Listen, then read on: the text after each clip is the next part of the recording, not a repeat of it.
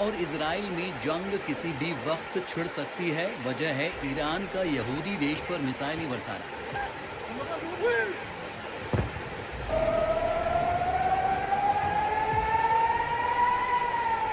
Iran ने 300 से ज्यादा बैलिस्टिक क्रूज मिसाइलों और ड्रोन के साथ इजराइल पर जबरदस्त हवाई हमला किया।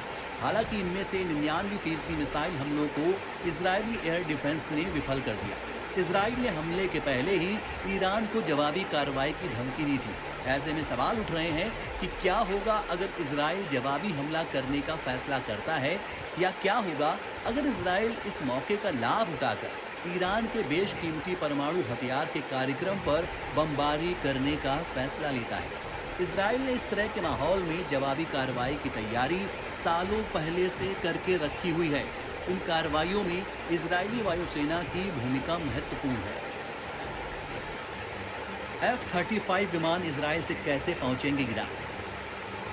इजरायली वायुसेना के F-35 स्टील्थ लड़ाकू विमानों के कई स्क्वाड्रन अलग अलग रास्तों से उड़ान भरकर ईरान के परमाणु ठिकानों पर हमला कर सकते हैं। इनमें से कुछ ठिकाने तो इजराइल से 1200 मील दूर हैं।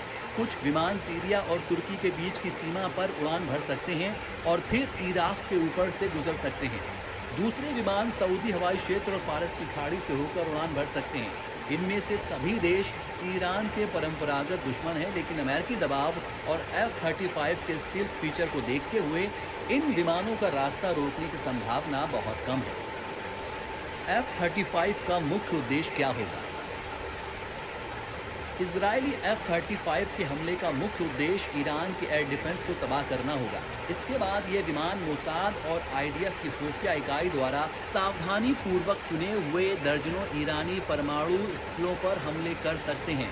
हालांकि इस दौरान इजरायली लड़ाकू विमानों के सामने सबसे बड़ी चुनौती ईरानी एयर डिफेंस से पार पाना होगा, क्योंकि उसके पास लेबनान, सीरिया या हमास के पास मौजूद किसी भी चीज से कहीं ज्यादा परिष्कृत रक्षा प्रणाली है।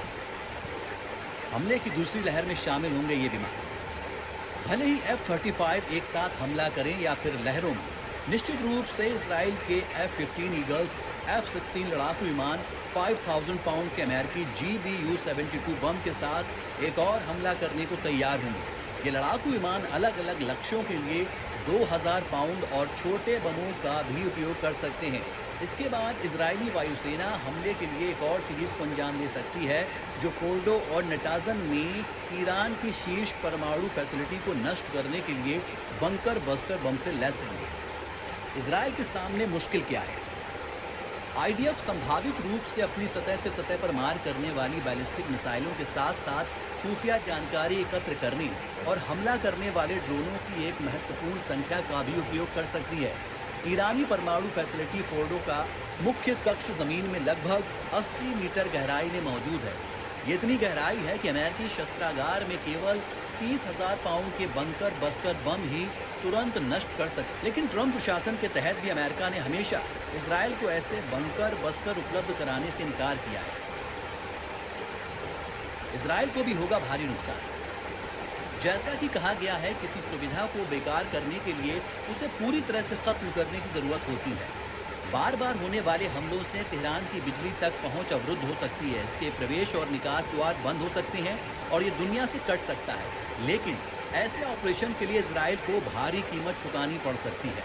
हो सकता है कि ईरान सफल हो जाए। कुछ विमान ईंधन संबंधी समस्याओं की वजह से वापसी की उड़ान भरने में विफल हो सकते हैं।